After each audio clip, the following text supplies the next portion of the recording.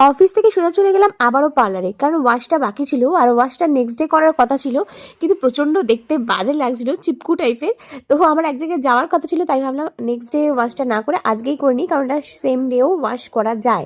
তো চুলটা দেখো কতটা সিল্কি লাগছে। এটার ট্রিটমেন্টটা ছিল বোটোপ্লাস্টিয়া। তো এটা ফার্স্ট টাইম করালাম, রেজাল্টটা তোমরা বলবে। দেখেই হয়তো বুঝতে পারছো কোনো ইনভিটেশন বাড়িতে এসেছি। আজকে চলে এসেছিলাম আমরা অনামিত্রর বাড়িতে। আজকে ওর একটা স্পেশাল ডে, আজকে ওর রেজিস্ট্রি ছিল, জাস্ট রেজিস্ট্রি কমপ্লিট হয়েছে। আর দেখো সব বন্ধুদের ইনভাইট করেছিল।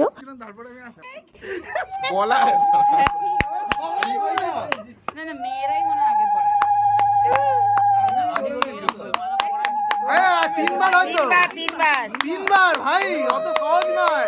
ভেতর দিয়ে পালাটে ভেতর দিয়ে হয় না জানি।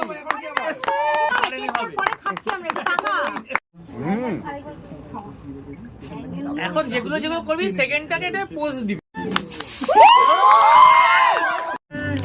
ফার্স্টেই হলো কেক কাটিং, মালা বদল, আর সুন্দর একটা অ্যারেঞ্জমেন্ট করেছিল। আর তারপরে দেখো আইভি কেকগুলো কাটছিল সবাইকে ডিস্ট্রিবিউট করার জন্য।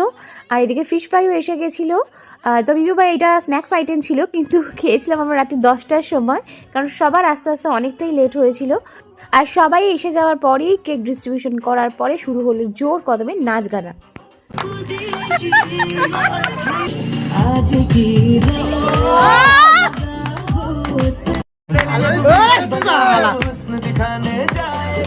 এইরকম এইরকম